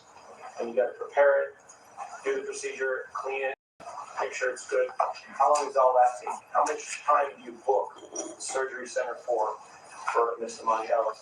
Well, the 2 to 3 hours would not include the technicians, the surgical tech preparing the equipment or the cleanup. That just the 2 or 3 hours would be the time from the time the patient arrives, fills out the paperwork. Yes, this is why I switched to injection-free weight loss. I was eating healthy, working out every day, and we put on topical anesthesia. We let that work. We take it to the operating room. We put on, we induce local anesthesia with injections. We do the procedure. We watch her post-operatively to make sure she doesn't have any allergic reactions or trouble with her skin. And then we make sure she's dressed properly, has post-operative instructions, and then she's discharged. And there's obviously different types of skin that you deal with in your practice, correct? Yes. There's lighter skin, darker skin, rough skin, soft skin. Can you just tell us a little bit features that you do to the different types of skin? Yes. So there's a grading scheme from 1 to 5, and 1 would be a patient with very delicate skin, for example, a redhead, who might have very delicate skin and would not tan at all, it would just burn. So that would be Fitzpatrick 1. Is there a difference, for example, if you take photographs of a patient with 5 on the Fitzpatrick scale, if you take photographs of their skin versus someone with a 1?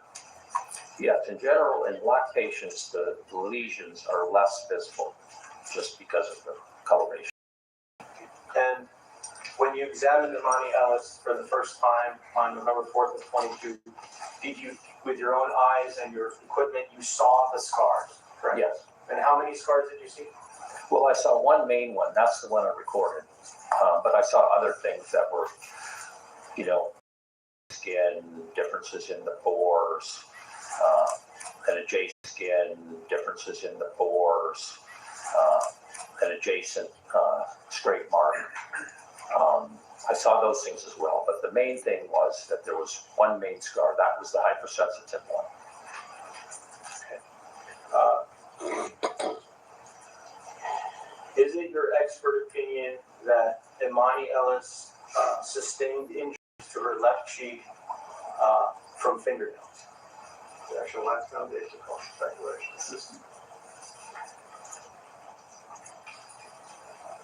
What is your opinion as to where Emani Ellis obtained the scar on her left cheek? Well, the most likely.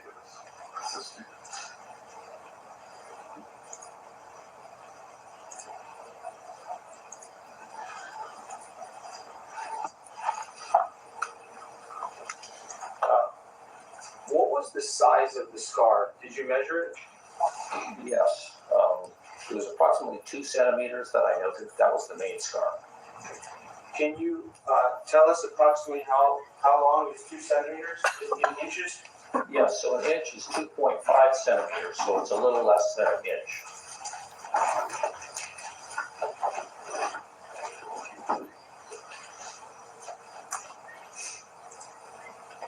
2 centimeters is approximately 1 inch, or look, 2.5. 2.5 centimeters, 1 inch. Is about an inch, yeah. Why was it? Why was hypersensitivity important in this case? Well, hypersensitivity is a very unpleasant sensation, and it's often associated with scars. So my job is not just to make the scar look better, but it is to reduce the hypersensitivity. That's in some respects the most important thing, is to reduce the hypersensitivity in the scar.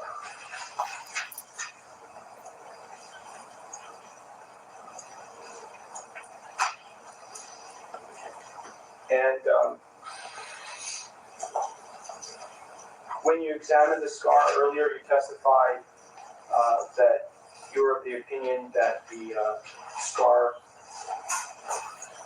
Oh, I'm tired of hearing about the scars. From fingernails, is that correct? Objection bleeding? And this could occur. Oh, there go pictures. Hold on. Mark on this side. So those are the scars. Oh, no, they tripping, y'all. Can you look at the blue exhibit book in front of you? Yeah. Defendant Exhibit 228.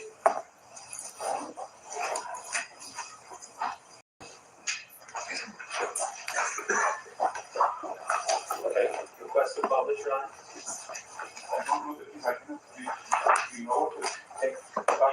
If you look at this photograph, the color one, is this a better photograph of Emani Ellis' scar? Yes. And this is a photograph that was taken in your office on November 4th of 22 by your office staff, correct? Yes. And you maintain your photographs in your office as part of your business records? Yes.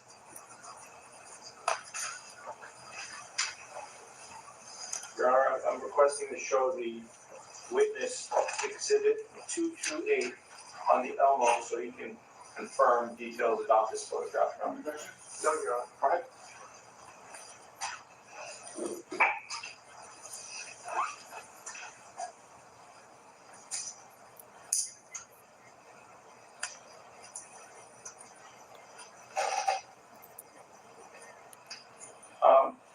going to use the pen, and if you can tell me where on her face you see the scar. Counsel, there's a pointer there. If you just want him to get down and you sure on the screen. There's a I pointer don't there see no behind scar. you. Oh, I see former And if you scratches could just show us where and the webs, scar is located. but I don't see no scar. So this is a terrible picture, so. Oh, okay. No, it's not good. Okay, there's the main scar here, Oh, and this entire area he says a here, terrible picture. shows differences in the skin, sort of a general area that's very different from the rest of the skin. And there's a little linear mark here, and there's another one over here.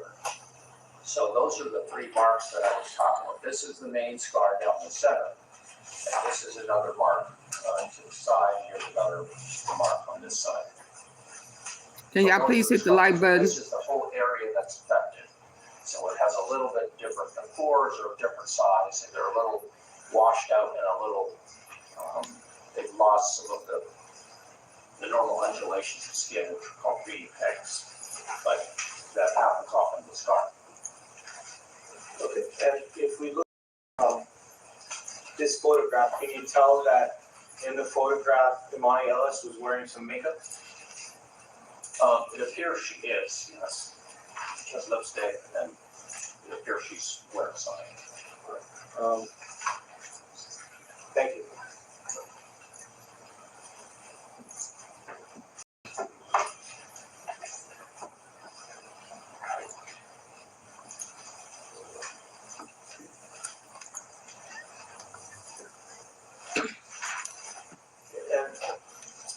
If on the Fitzpatrick scale she was a 1, would the scar be much more visible than it is in this photograph? Objection, culture speculation, not foundation.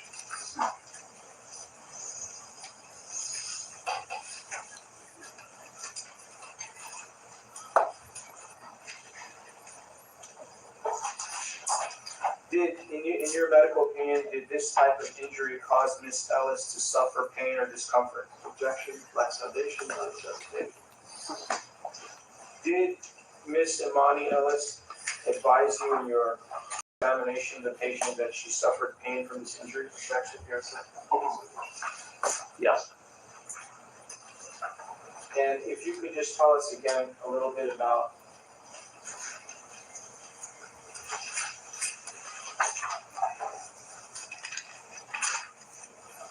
the hypersensitivity, is that associated with any pain?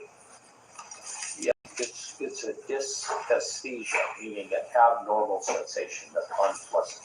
A dysesthesia. The procedure that you did it take the hypersensitivity away to your knowledge? It reduced it. It did not take it away. Do you know approximately by what percentage? Objection, lacks foundation, culture speculation. Hearsay. When you say reduced it, is that's your expert opinion, correct? Objection, leaving, lacks foundation, culture speculation, and it's hearsay.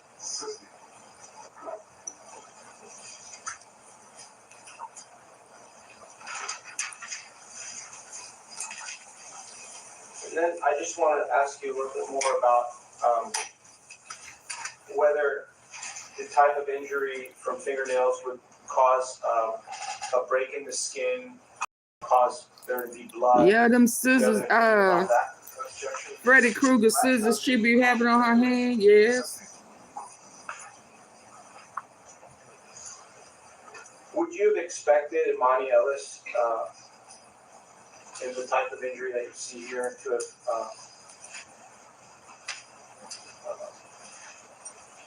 suffered any blood?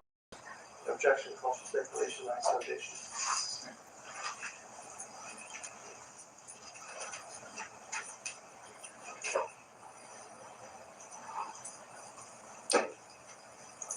And patients in Fitzpatrick 5, do they have more of a tendency to, do their scars become keloids? Objection, lacks foundation. Once you start with foundation. Do you have experience with keloids? Yes. What is a keloid? The keloid is an overgrowth of scar tissue from the original scar. Do patients in Fitzpatrick 5 have more tendency to have their scars turn into keloids? Yes. And why is that? We don't know. Do you believe that Emani Ellis' scar was a keloid when you examined her on November 4th at the Objection Max Foundation? No.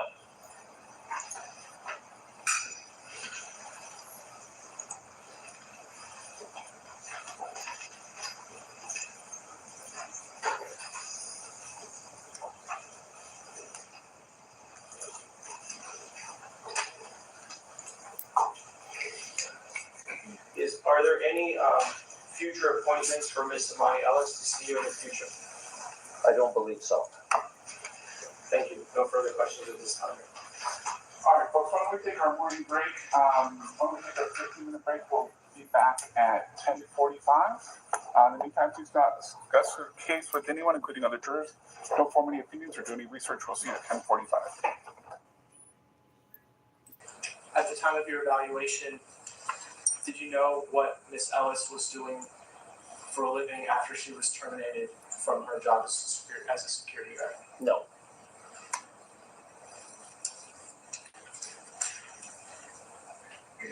Do you recall answering that position in this case? Yes. You were under an oath to tell the truth in that deposition, is that correct? Correct. Do you recall testifying at your deposition that, based on your examination, the most plausible explanation for plaintiff's scar is that a right-handed person struck downward on plaintiff's left cheek with both the index finger and the middle finger? Objection, Ms. Dixon, testimony is withdrawn. Yes, roughly. I still believe that to be true.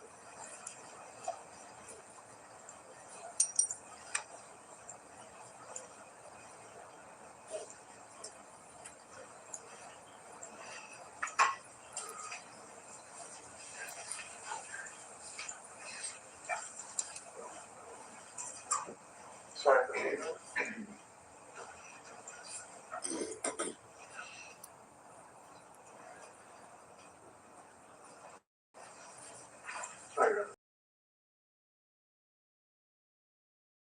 In your previous answer, you testified that that was roughly what your testimony was at your deposition. But that was your exact testimony, wasn't it? Oh, I don't know. I don't have the transcript here. I can't remember exactly what I said.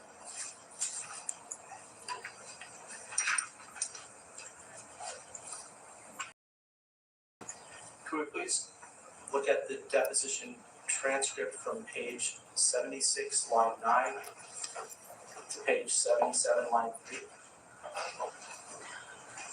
Do I have that anywhere? Do you know? It'll appear on the Yeah, I don't have a transcript. Hi, welcome in. I make guests smile every day. Oh yeah, you get a military discount. Thank you for your service. Most of the time they're... I haven't seen any corrections in the deposition, so go ahead. Thank you.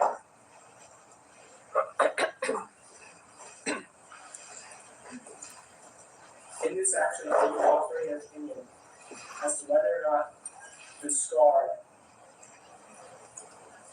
that you diagnosed was caused by the defendant in this action?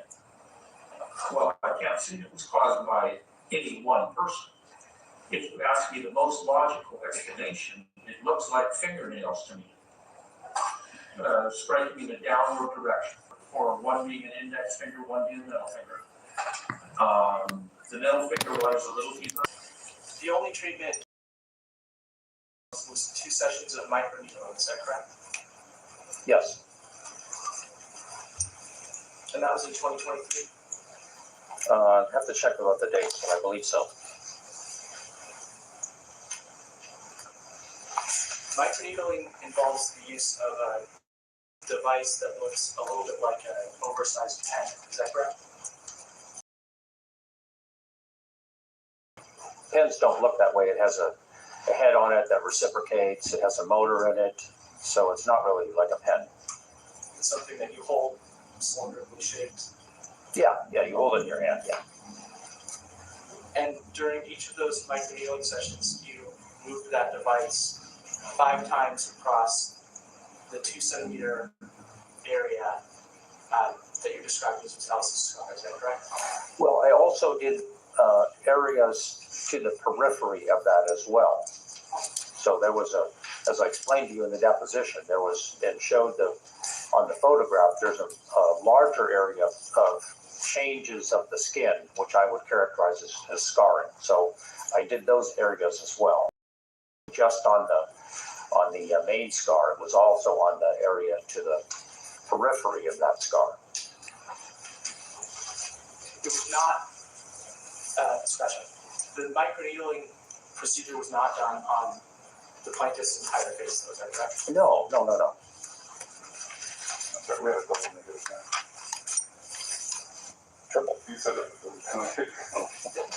Triple negative. Thank you, Your Honor.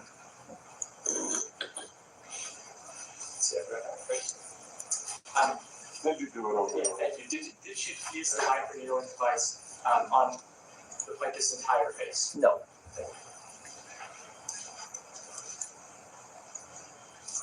And the actual process of moving the microneedling device across the plaintiff's the scar took you no more than 2 or 3 minutes. Is that correct? Yeah, it's probably a little more, but roughly that.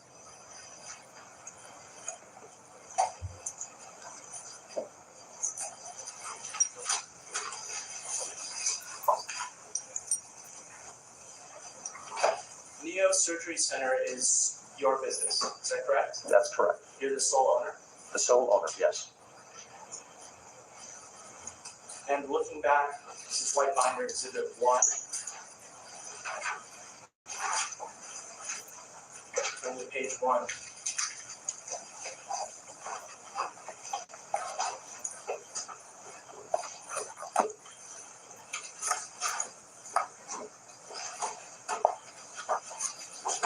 Which binder, blue or white? White. Okay.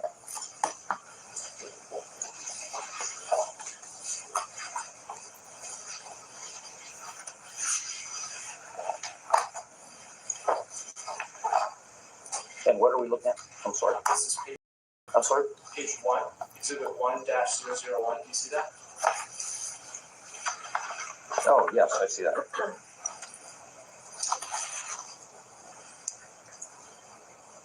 Did you create this document? No. Correct that the total amount of charges in this case between you and your Neo Surgery Center is $17,500. Yes. And I believe you testified earlier that $1,500 of that amount was for your initial evaluation. Is that correct? That's correct. That leaves a combined total of $16,000 for the 2 microneedling sessions. Is that correct? Yes. And that's $8,000 per microneedling session. Well, it was a surgery done in a surgery center with surgery staff, so it wasn't really a microneedling session. It was a surgery. I'll move to strike as non-responsive. This is Plaintiff. Please disregard the past response. Your fee was $8,000. Scratch that. The combined total was $8,000 per microneedling session. Is that correct? Do you mean just for the microneedling or for the preparation of the patient and the post-operative care of the patient?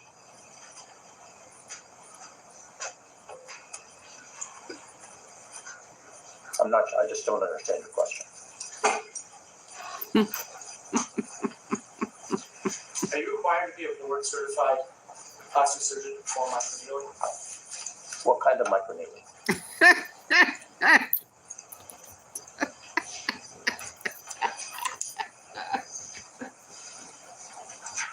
He is not going to cooperate. Don't try to pin him. Do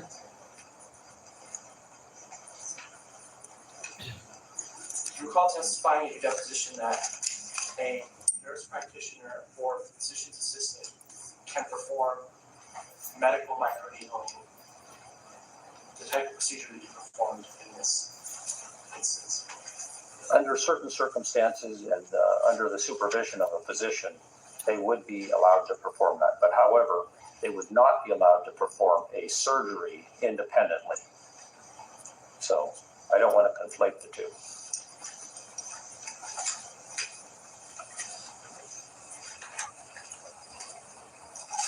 You're saying, don't trip me up. You also testified at your deposition that there's no particular formula that you used to calculate this $16,000 fee. Is that correct? Well, it's based on my experience as a medical director for 25 years, what the usual and customary fees are for these procedures. So it's not just randomly chosen. And it's your testimony that the fee you charge is usual and customary in this community? Is that Yes. Okay, y'all, I'll be back. I'll be back later. I'll do a part two. Was charged for your services on a lien basis, is that correct?